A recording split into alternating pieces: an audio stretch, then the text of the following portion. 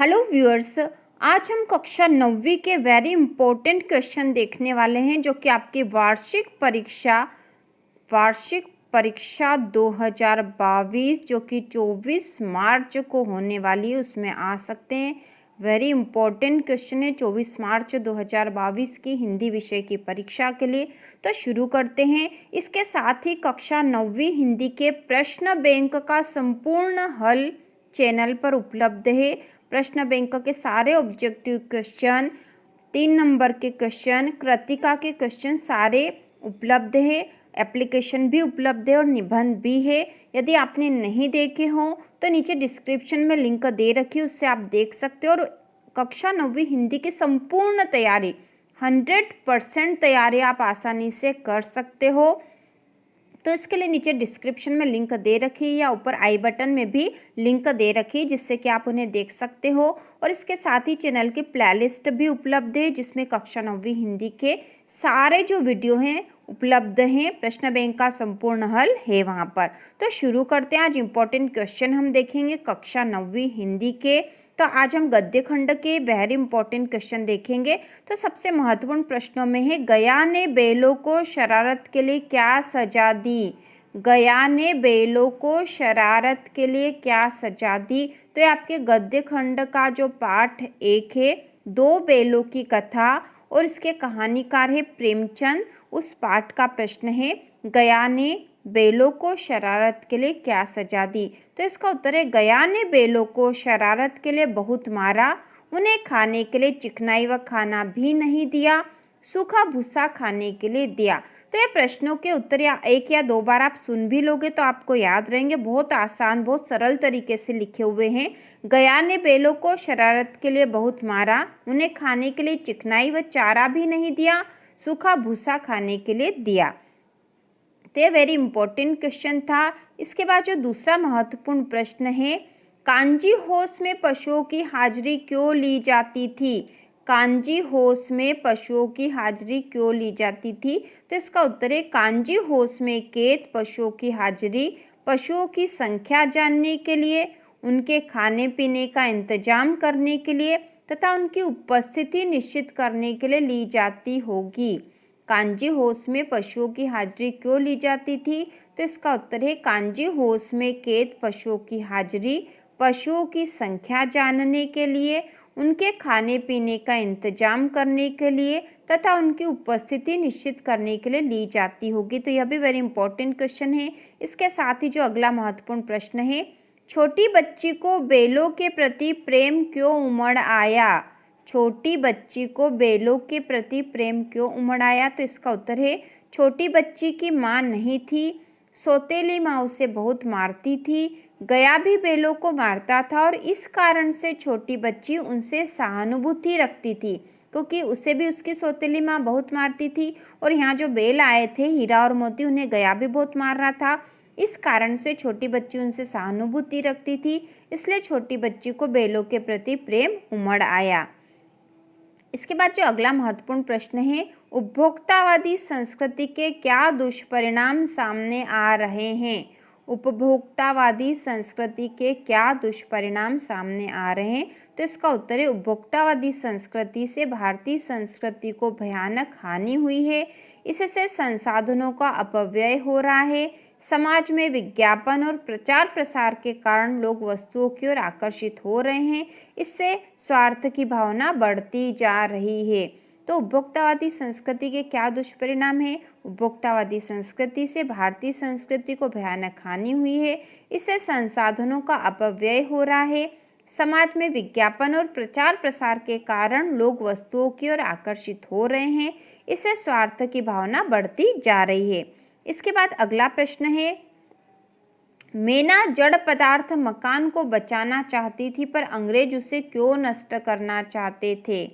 मेना जो थी वह जड़ पदार्थ मकान को बचाना चाहती थी पर अंग्रेज उसे क्यों नष्ट करना चाहते थे? तो इसका उत्तर है, तो यह आपके गद्य खंड के पाठ जो है नाना साहब की पुत्री देवी मेना, उस पाठ का लिया गया है। तो इसका उत्तर है, मेना जड़ पदार्थ मकान को बचाना चाहती थी क्योंकि वह उसी में पलकर बड़ी हुई थी, क्योंकि उसी मकान में या उसी महल में पलकर बड़ी हुई थी। यह मकान उसे बहुत प्यारा था, इससे उसका भावनात्मक रिश्ता था।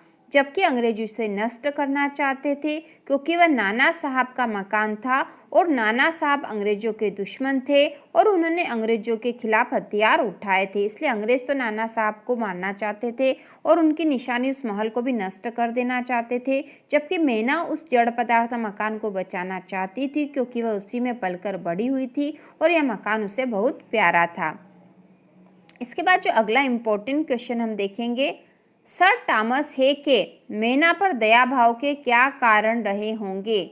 सर टॉमस हे के मैना पर दया भाव के क्या कारण रहे होंगे। तो इसका उत्तर है, सर टॉमस हे की पुत्री मैरी मैना की मित्र थी। वह बचपन से मैना और उसके परिवार को जानते थे। सर टॉमस हे की पुत्री मैरी का देहांत हो चुका था। मैरी का एक पत्र भी मैना के पास अभी तक था। इतने दिनों बाद अब मैना को देखकर उन्हें अपनी पुत्री मैरी की याद आ गई, इसलिए उन्हें मैना पर दया भाव आ रहा था। सर टॉमस हे के मैना पर दया भाव के क्या कारण रहे होंगे। तो इसका उत्तर बहुत आसान है। जो सर टॉमस हे थे, उनकी पुत्री थी मैरी, उनकी पुत्री का नाम था मैरी, जो कि मैना की मित्र थी बचपन में। वह बचपन से मैना और उसके परिवार को जानते थे। सर टॉमस हे की पुत्री मैरी का देहांत हो चुका था। मैरी का एक पत्र भी मैना के पास अभी तक था। इतने दिनों बाद अब मैना को देखकर उन्हें अपनी पुत्री मैरी की याद आ गई थी, इसलिए उन्हें मैना पर दया भाव आ रहा था। तो यह भी एक इम्पॉर्टेंट क्वेश्चन है। इसके बाद जो अगला इम्पोर्टेंट है, लेखिका उर्दू फारसी क्यों नहीं सीख पाई।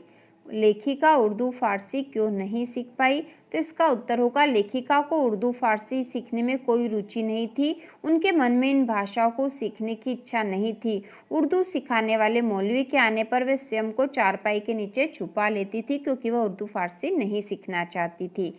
इसके बाद अगला है, लेखिका ने अपनी माँ के व्यक्तित्व के किस विशेषताओं का उल्लेख किया है। लेखिका ने अपनी माँ के व्यक्तित्व की किन विशेषताओं का उल्लेख किया है। तो इसका उत्तर होगा, लेखिका की माँ धार्मिक प्रवृत्ति की थी, वह पूजा पाठ बहुत करती थी। लेखिका की माँ सुसंस्कृत थी। उन्होंने लेखिका को पंचतंत्र पढ़ना सिखाया, जिसका लेखिका पर बड़ा प्रभाव पड़ा। लेखिका की माँ को हिंदी, संस्कृत एवं ब्रज भाषा का ज्ञान था। वह बचपन में लिखा भी करती थी। ठीक है, इस प्रकार से उनकी माँ के व्यक्तित्व की विशेषता हम यहाँ बता सकते हैं। इसके बाद अगला है, अगला जो इम्पोर्टेंट है, जवारा, यहाँ पे जवारा आएगा। जवारा के नवाब के साथ अपने पारिवारिक संबंधों को लेखिका ने आज के संदर्भ में स्वप्न क्यों कहा है। लेखिका का जो जवारा के नवाब के परिवार के साथ लेखिका के परिवार का जो संबंध था, उन्होंने आज के संदर्भ में स्वप्न क्यों कहा है। मतलब स्वप्न का इसका मतलब है आज के संदर्भ में ऐसा नहीं हो सकता है, क्यों। तो इसका उत्तर है, लेखिका के समय में हिंदू मुस्लिम मिलजुल कर रहते थे।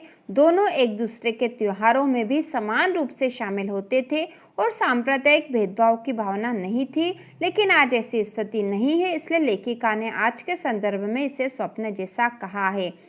मतलब लेखिका के समय में हिंदू मुस्लिम जो है मिलजुल कर रहते थे, दोनों एक दूसरे के त्योहारों में भी समान रूप से शामिल होते थे और सांप्रदायिक भेदभाव की भावना नहीं थी। लेकिन आज ऐसी स्थिति नहीं है, इसलिए लेखिका ने आज के संदर्भ में इसे स्वप्न जैसा कहा है।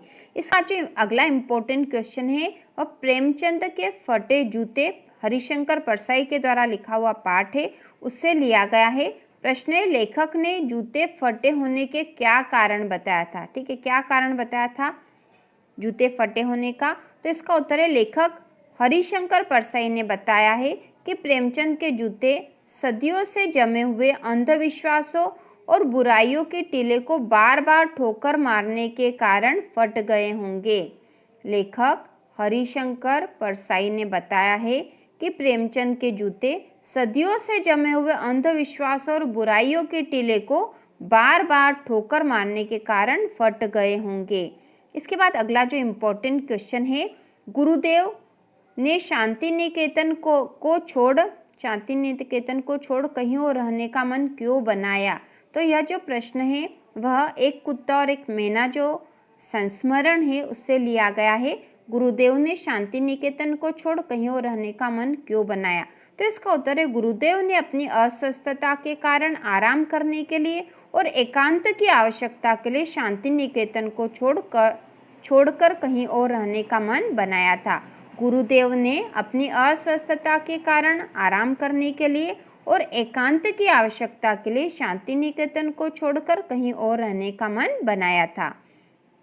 इसके बाद जो अगला प्रश्न है, लेखक परसाई जी प्रेमचंद को क्या सलाह दे रहे हैं? ठीक है, यह भी प्रेमचंद के फटे जूते पाठ का है। लेखक सलाह दे रहे हैं कि यदि फोटो खिंचवाना इतना आवश्यक है तो ढंग के जूते पहन लेते या फिर फोटो खिंचवाते ही नहीं, या फोटो ही ना खिंचवाते। इसके बाद जो अगला इम्पोर्टेंट क्वेश्चन है, लेखक ने प्रेमचंद को किन किन उपाधियों से विभूषित किया है? लेखक ने प्रेमचंद को किन किन उपाधियों से विभूषित किया है? तो इसका उत्तर है लेखक ने प्रेमचंद को महान कथाकार, उपन्यास सम्राट, युग प्रवर्तक, जनता के लेखक, साहित्यिक पुरखे आदि उपाधियों से विभूषित किया है। इसके बाद जो अगला इम्पोर्टेंट क्वेश्चन है, दोनों बैल आपसी प्रेम किस प्रकार प्रकट करते थे? दोनों बैल आपसी प्रेम किस प्रकार प्रकट करते थे? तो इसका उत्तर है दोनों बैल एक दूसरे को चाटकर, सूंघकर तथा सींग मारकर प्रेम प्रकट करते थे। यदि हीरा नाद में भूख के समय मुंह नहीं डालता था तो मोती भूखा होने के बाद भी खली भूसा नहीं खाता था। या के घर पर भी मार दोनों एक साथ ही खाते थे। तो इस प्रकार दोनों बैल अपना आपसी प्रेम प्रकट करते थे। इसके बाद अगला इम्पोर्टेंट क्वेश्चन, नाटक, कहानी, उपन्यास व एकांकी के तत्वों को लिखिए। तो इनमें से किसी भी एक विधा के तत्व पूछे जा सकते हैं। या तो नाटक के तत्व आएंगे, या कहानी के तत्व लिखिए, या उपन्यास के तत्व लिखिए, या एकांकी के तत्व लिखिए। तो इन सभी के तत्व समान होंगे। तो इसका उत्तर होगा कथानक, पात्र परिचय, संवाद, देशकाल और वातावरण, भाषा शैली और उद्देश्य। कथानक, पात्र परिचय, संवाद, देशकाल और वातावरण, भाषा शैली और उद्देश्य, ये इनके तत्व है। इसके बाद अगला जो इम्पोर्टेंट क्वेश्चन है, रिपोर्टार्ज से आप क्या समझते हैं? तो रिपोर्टार्ज फ्रांसीसी भाषा का शब्द है। इसमें लेखक किसी घटना या आयोजन का यथातथ्य सरस वर्णन करता है, इसे ही रिपोर्टार्ज कहते हैं। रिपोर्टार्ज फ्रांसीसी भाषा का शब्द है। तो प्रश्न ऑब्जेक्टिव क्वेश्चन में भी आ सकता है कि रिपोर्टार्ज किस भाषा का शब्द है? तो फ्रांसीसी भाषा का शब्द है।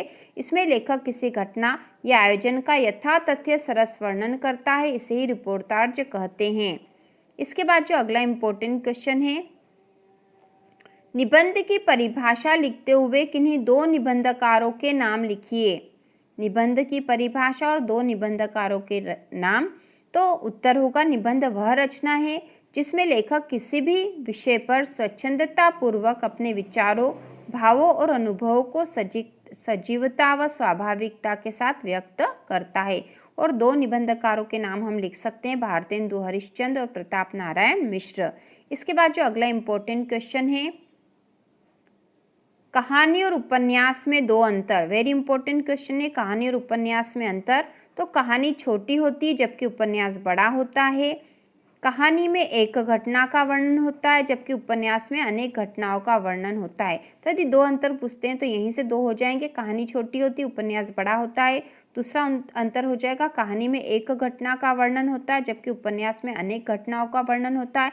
यदि तीन नंबर वाले प्रश्न में यह आता है तो हम तीसरा अंतर भी लिखेंगे, कहानी में कम पात्र होते हैं जबकि उपन्यास में अधिक पात्र होते हैं। ठीक है, इसी प्रकार से वेरी इंपॉर्टेंट क्वेश्चन है, एकांकी और नाटक में अंतर लिखिए। एकांकी और नाटक में अंतर। तो एकांकी में एक अंक होता है जबकि नाटक में अनेक अंक होते हैं। दूसरा, एकांकी की कथावस्तु संक्षिप्त होती है जबकि नाटक की कथावस्तु विस्तृत होती है। तो 3 नंबर वाले प्रश्न में यह आता है तो हम एक और अंतर लिखेंगे, एकांकी में कम पात्र होते हैं। एकांकी में कम पात्र होते हैं क्योंकि एकांकी छोटी होती है जबकि नाटक में अधिक पात्र होते हैं। इसी प्रकार से इंपॉर्टेंट क्वेश्चन, जीवनी और आत्मकथा में अंतर। जीवनी और आत्मकथा में अंतर।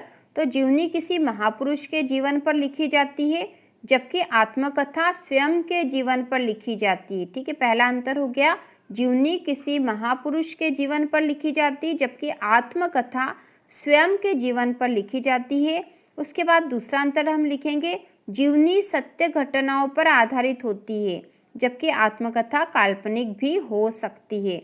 इसके बाद यदि 3 नंबर में आता तो जीवनी में लेखक तटस्थ होता है, जबकि आत्मकथा में लेखक के व्यक्तित्व की झलक आ जाती है। इसके बाद जो हम अगला जो प्रश्न करेंगे वह आएगा लेखक परिचय में। ठीक है, लेखक परिचय इस बार आपका लेखक परिचय 2 नंबर में आने वाला है, 2 या 3 नंबर में आएगा यह। तो अर्धवार्षिक परीक्षा में भी 2 नंबर में ही आया था लेखक परिचय। तो यह वेरी इंपॉर्टेंट लेखक परिचय यहाँ पे प्रेमचंद। ठीक है, प्रेमचंद की भाषा शैली की किन्हीं 2 विशेषताओं को लिखिए, यह प्रश्न आ सकता है। तो इसका उत्तर होगा प्रेमचंद जी की भाषा शुद्ध सरल हिंदी है, जिसमें उर्दू के शब्दों का भी प्रयोग हुआ है, और दूसरा इनकी भाषा में आम बोलचाल के शब्दों, लोकोक्ति व मुहावरों का प्रयोग किया गया है। वेरी इंपॉर्टेंट क्वेश्चन है यह।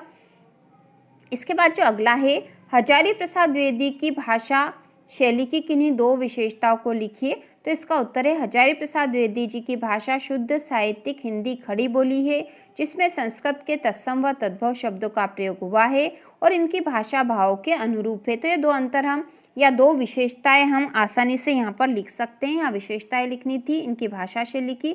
तो वेरी इंपॉर्टेंट क्वेश्चन है दोनों, प्रेमचंद या हजारी प्रसाद द्विवेदी में से एक जरूर आने वाला आपकी एग्जाम में। तो इसके साथ ही यहाँ पर महादेवी वर्मा की भाषा शैली की विशेषताएं भी आप देख सकते हो, या फिर हरिशंकर परसाई की भी आप एक बार पढ़ सकते हो। बहुत आसान है, आपको बहुत आसानी से याद हो जाएगी। तो एक बार हम परसाई जी की देख लेते हैं। हरिशंकर परसाई की व्यंग्यात्मक शैली की किन्हीं 2 विशेषताओं को लिखिए। तो इस बार आपका जीवन परिचय इसी रूप में आएगा। जीवन परिचय वाला प्रश्न भी यहाँ से कवर हो रहा हमारा। जीवन परिचय इसी रूप में आएगा कि इनकी व्यंग्यात्मक शैली की या भाषा शैली की 2 विशेषताएं हमसे पूछी जा सकती है, क्योंकि अर्धवार्षिक में भी इसी तरह का प्रश्न आया था।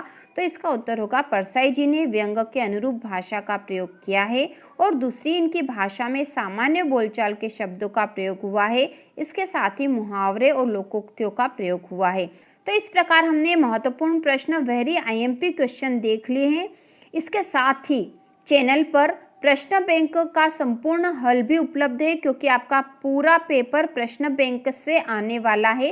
तो प्रश्न बैंक का 100% सॉल्यूशन चैनल पर उपलब्ध है। आप आसानी से देख सकते हो और समझ सकते हो 100% अंक लाने के लिए। इसके साथ ही आईएमपी क्वेश्चन जल्द ही आने वाले हैं। आगे के आईएमपी जो क्वेश्चन है अगले हम कृतिका और काव्यखंड के, इसके साथ ही कवि परिचय के इम्पोर्टेंट क्वेश्चन भी साथ में देख लेंगे। तो उन सबको देखने के लिए चैनल को सब्सक्राइब कीजिए।